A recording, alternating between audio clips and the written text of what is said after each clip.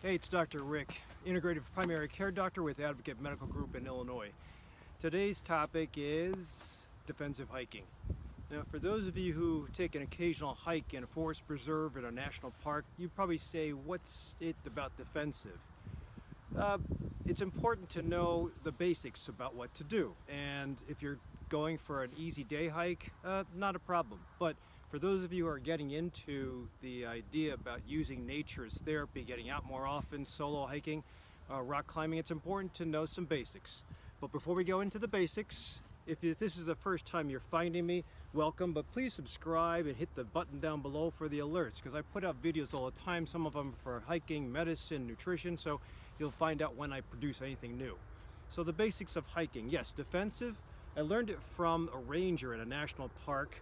I try to call it illness, injury, and intrusion. Those are the three I's that you should be aware of. So let's start with the basics. Illness. Sometimes when we get out to places in the summer, what is the biggest problem? Sunburn, dehydration. So it's important to pack water. It's also important to wear shade, sunglasses, sunblock. It's also important for most people that take it for granted to wear the proper clothing. So you don't want to get baked or cooked before you get out. You don't want to get hypothermic if you're going hiking in the wintertime. You also have to have the right equipment. So it's important to get to talk to people that have been there before, maybe your local REI, your naturalist at a forest preserve. Find out, do some research on your own. And it's also important, if you have a medical problem, asthma, diabetes, high blood pressure, to be aware of what can happen when you're out in nature. Again, day hikes, you wouldn't think about it, but I just took a group to Colorado. We went up to about 12,000 feet. There were some side effects: frost nip, frostbite, headaches, shortness of breath, acute mountain sickness. It's all important to take into account. If you don't have any medical conditions, you'll probably be fine. If you're not training, depending on the speed of the group, depending on the severity of the climb or how harsh it is, you might not be fine. So it's important to do pre-hike or pre-excursion exercise. You want to be fit. That's why I usually take my folks out to excursions, and I tell them 3 months in advance so that they can have a summit to hit, or at least a reason to train. To just hike with a backpack that has about 20 to 30 pounds, you would think, why are you doing it, right? But if you have a goal in mind, it makes it easier, especially as the weekends tick down, to stay focused and to stay on task. So the second, that was illness. The second is injury, which plays into being preconditioned. Ankle sprains, if you're deep into, say, a day hike. Some day hikes can take up to 6 hours. If you get 3 hours into your hike, and you're the only one, and you happen to sprain an ankle, or you get wet, you have another 3 hours, maybe double that, to get back to the trailhead with a limp. And if you're with a group, they can unload a couple things for you. They can maybe wrap you up, stabilize the ankle, but that's a long 6 hours back. You can double your time because you'll be going slower. Imagine if you were going downhill to your excursion, you had to go back uphill, back to the trailhead to your car. That'll just make it uncomfortable. Thus the reason for training beforehand. Whether you do training in the gym, training on a trail, train with a personal trainer or a physical therapist, it's important.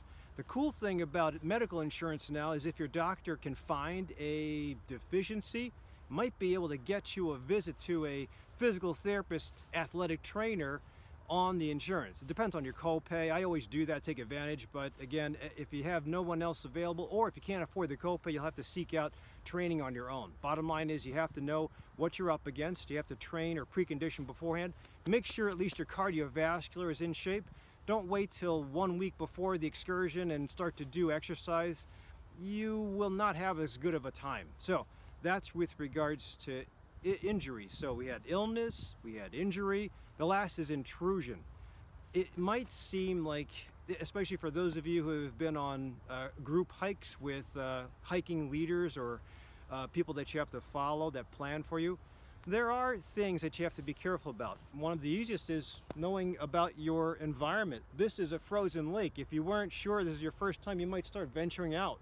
I mean, there are paw prints over here that dogs can tolerate, or whatever that was, can tolerate walking across the ice, but we, as an average 150 to 200 pounds, will be able to get to a certain point, but you'll crack, the ice falls through, and then you have hypothermia if you can swim in frozen water. So intrusion into property, somebody else's property that doesn't want you on, an animal's territory. This is the East Branch Forest Preserve of the DuPage River, and recently there was a cougar that was spotted by a sheriff or a local law enforcement and a civilian. The signs are now taken down, but still, you have to be aware that there are large animals in the area. Most of them are deer or very benign animals. Even coyotes that are usually in this area don't usually attack humans. But there's ways to deal with that. You just have to know what to do beforehand. I've stumbled across several raccoons and opossums. They don't usually attack, they'll get out of the way. A skunk could make a bad day for you, but you should be aware of those kinds of intrusions. Finally, in the summertime, in the spring, you'll have insects that you have to be careful about, and some reptiles. So it's important to know about what you're going to expose yourself to, what's in the area of where you're hiking or training at, and then know your property lines, know the geography to your areas. If you go in with that kind of defensive hiking, then you'll be prepared for a hitch-free hike, at least a hitch-free excursion, get to the summit with your group without any problems. If you want more on defensive hiking, you can go into YouTube and search other videos on bear protection, hiking in Colorado, hiking in Alaska. Those are the extremes, which most people will probably not be doing, but still, if you practice that kind of defensive hiking with regards to the training and the medical aspects, it'll keep you safe.